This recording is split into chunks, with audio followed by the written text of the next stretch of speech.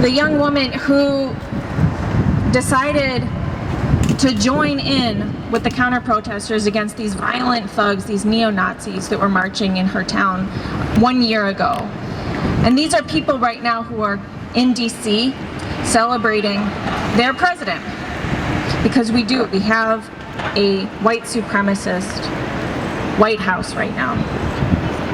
A building that was built by slaves is now occupied by someone who says things like Mexicans are rapists, right? Who's building a wall, who banned Muslims, who took children away from their parents and put them in cages, and then took their parents and put them on planes and sent them to their home countries, never to be returned. Hundreds of little kids right now who are just orphaned, basically. That's who's sitting in the White House right now. And I know that each one of us are here today because we're distraught about what's going on. But the thing is, there are millions of us. And I think it's really, really inspiring how after Heather Heyer was murdered, her mom stepped forward and said, if I'm remembering the quote correctly, you know, you tried to silence her, but you just magnified her. And right now she's talking to whoever she can, and she's saying that her daughter, Heather, was carrying a baton, and she's passing that baton on now to each of us, and we have to pick up the baton, and we have to fight. We have to fight like hell to prevent those kinds of people, those Nazis, from controlling the future. So, thanks for doing this, Jax. It's really important to be among each, people like ourselves, like-minded people, people of conscience, and to recommit ourselves. So, does anybody want to make a statement?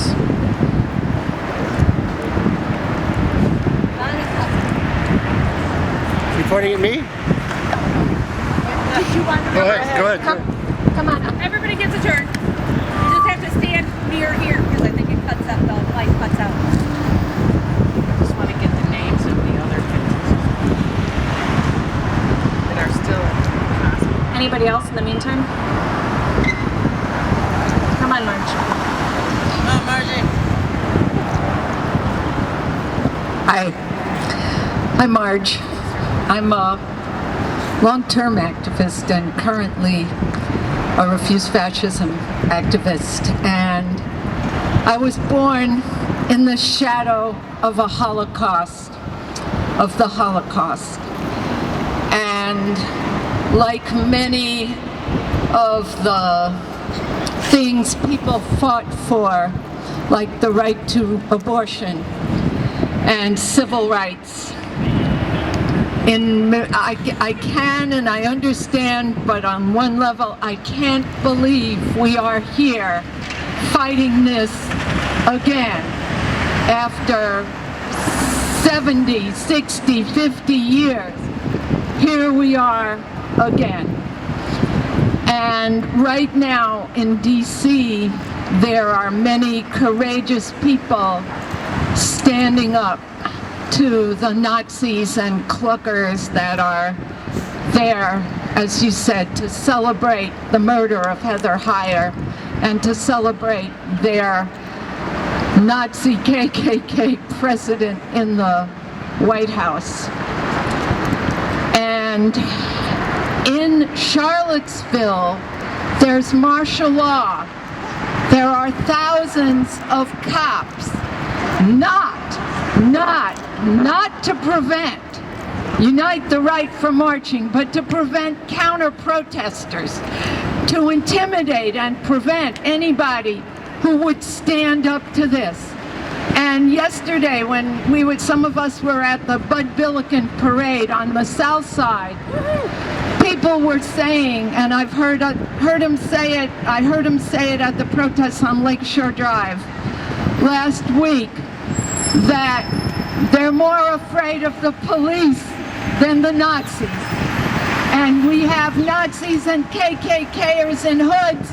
We have them in the White House, and we have them in the police. And so we have many, many people that were fighting. But I just want to say, we have to drive these Nazis out of the White House. And just like the right to abortion and civil rights were not won through elections, they were won through millions, hundreds of thousands, and millions of people in the streets. This regime will only be driven out by millions of people in the streets, like Armenia a few months ago, like South Korea a couple of years ago. And this is precious. People who get it and who are willing to stand up for Heather Heyer and stand against the forces who killed her. But all of us who get it gotta get many, many more to get it. We have to mobilize the people who hate the Trump-Pence regime, but don't get it. Don't get that these are fascists, or don't get that it's going to take us to get them out. So I want to say a few, just a couple of never agains for never again Charlottesville, never again Nazis and KKK marching or in the White House, never again. Okay.